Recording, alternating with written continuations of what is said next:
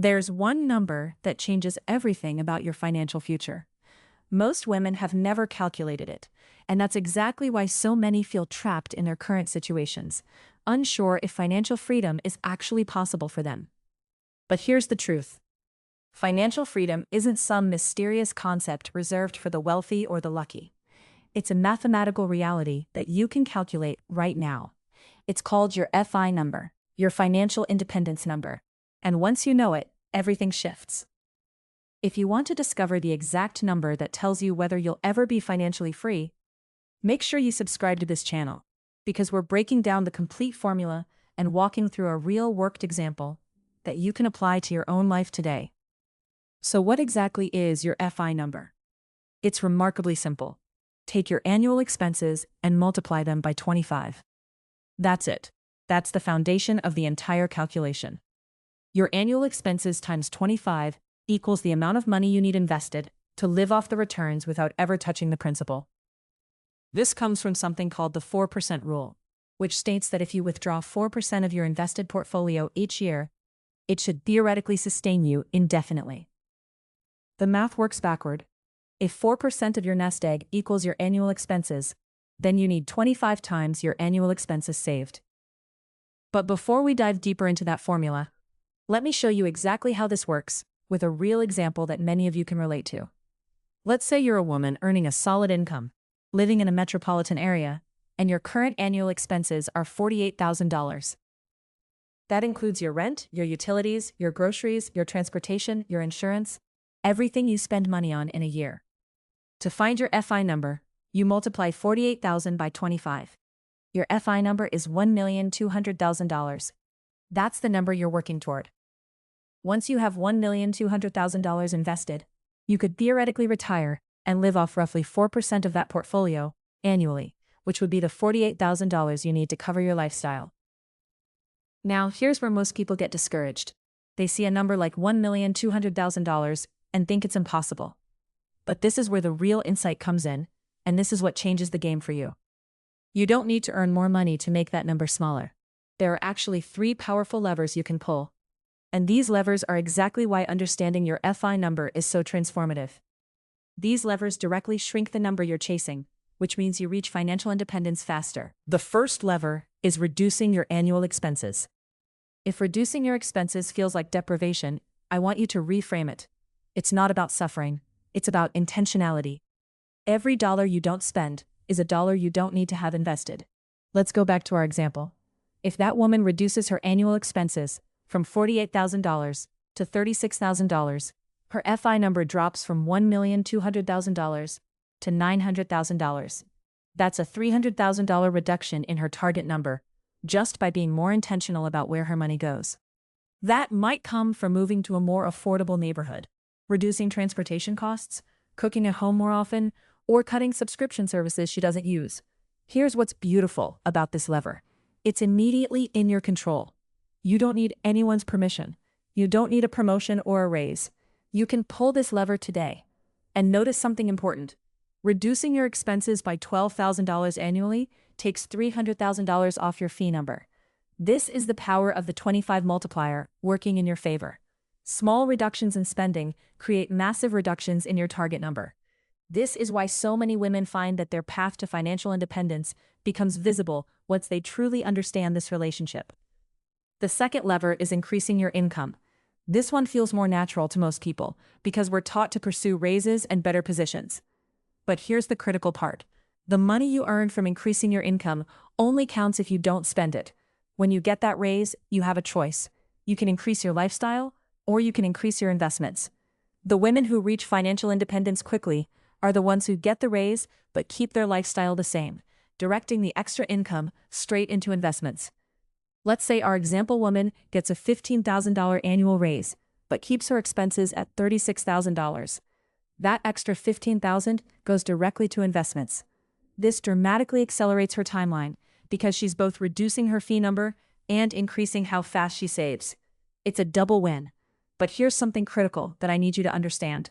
Increasing your income only helps if you don't spend that extra income. This is why so many people earn more but never get ahead.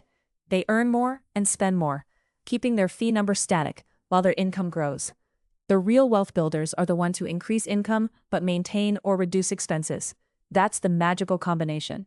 And this is especially important for women because we often have more fragmented career paths. So when we do earn more, it's crucial that we weaponize that extra income toward financial independence rather than toward a more expensive lifestyle. The third lever is your investment return rate. This one is subtle but powerful. When you're building your investment portfolio, the types of investments you choose matter tremendously. If you're earning 2% annually on your investments, that's very different from earning 7% annually.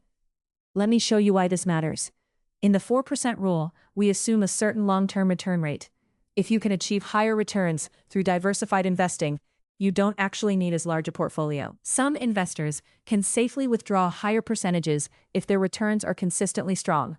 This is why so many financial independence seekers invest in low-cost index funds and diversified portfolios, rather than keeping money in savings accounts earning minimal interest.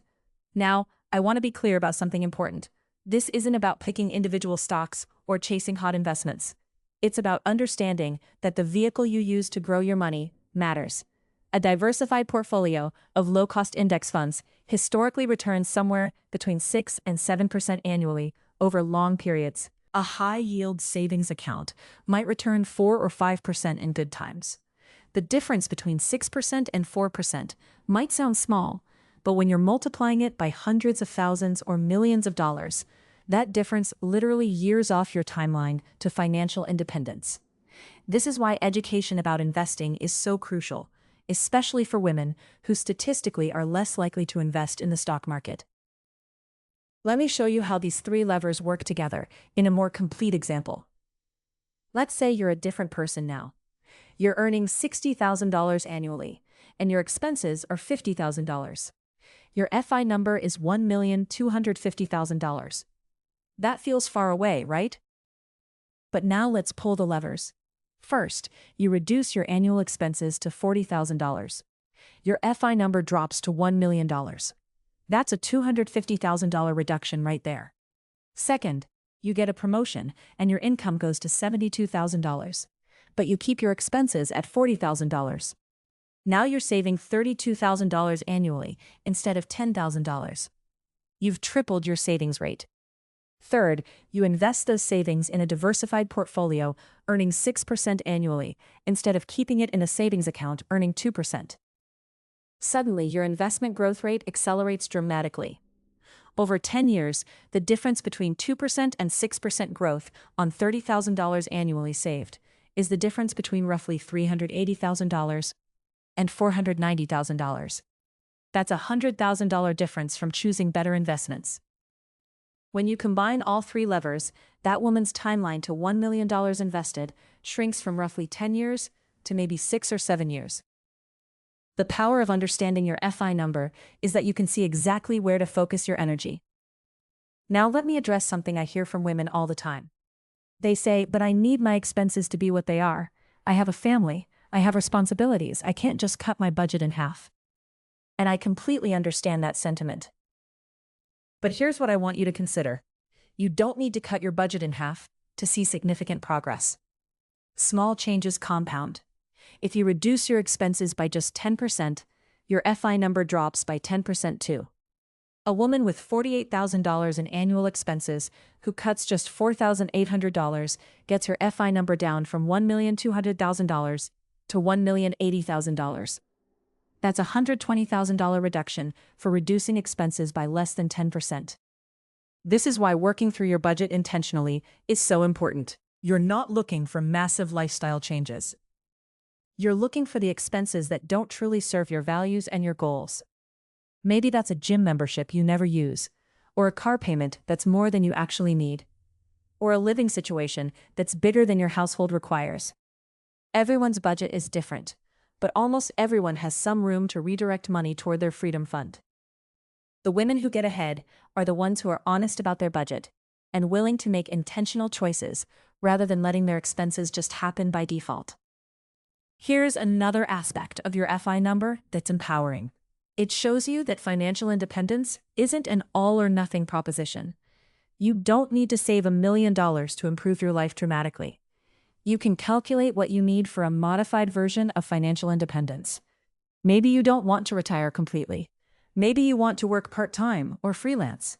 Maybe you want to take long breaks between jobs. In all those cases, your annual expenses go down, and your FI number shrinks accordingly. A woman who realizes she only wants to earn $30,000 annually in income through flexible work now knows she needs roughly $750,000 invested, not $1,200,000. That's a much shorter journey. This is why understanding your FI number is genuinely life-changing. It's not about judging your current situation or making you feel bad about where you are. It's about giving you a clear target and showing you the multiple ways to reach that target. Some women will pull the expenses lever. Some will pull the income lever. Some will pull the investment return lever. Most will pull all three a little bit. But you can't pull any of these levers effectively if you don't know where you're aiming. Your FI number is that aim. It's the target that makes all the other decisions make sense.